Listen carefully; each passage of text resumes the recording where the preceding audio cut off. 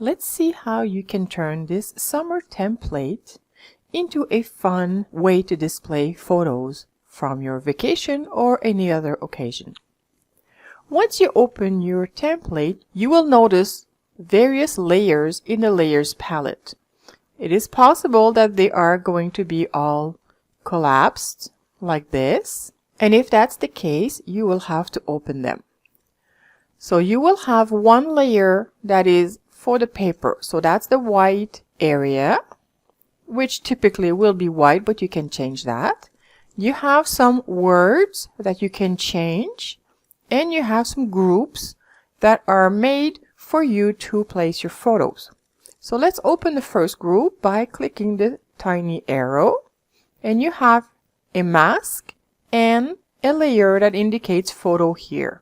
This will simply serve to indicate where you will place your photo, as this layer itself will not be used. First, you will activate that layer so you will know exactly where the photo will go, and you can open the photo you have that you want to use. You simply copy or Control-C with your keyboard, and you reactivate your layer template with the layer active, and you go with Control-V or paste as a new layer, and your image will be placed in the center. Obviously, that's not where you want it, and if you are to use the move tool, it will move the whole group because the group is made in a way that everything stays lined up. So in order to move your photo, you will have to activate the pick tool, and using this center handle, you can move your photo in place.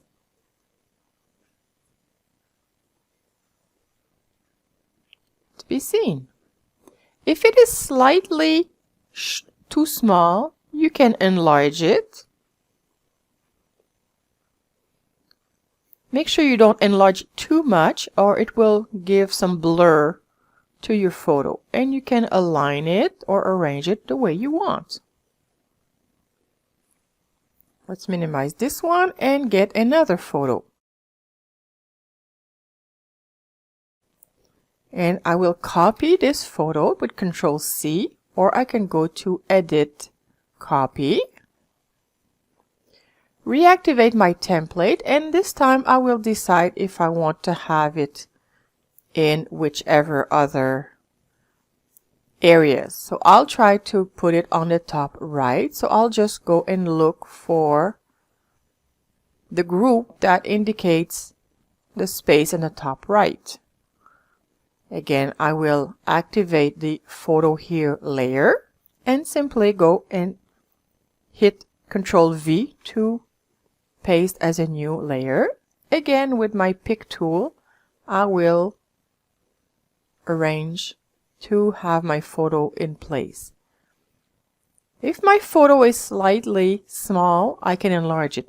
Make sure you never use the center nodes to resize, or you will distort the proportions.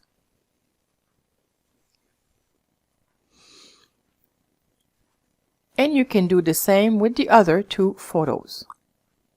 Now that all the photos are in place, it's up to you if you want to change some of the text.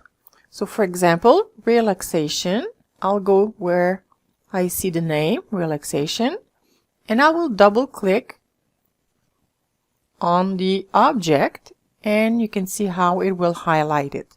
Using my text tool, I'll double click, I can highlight, and I can change text to on the beach. And I accept it, and I can align it the way I want.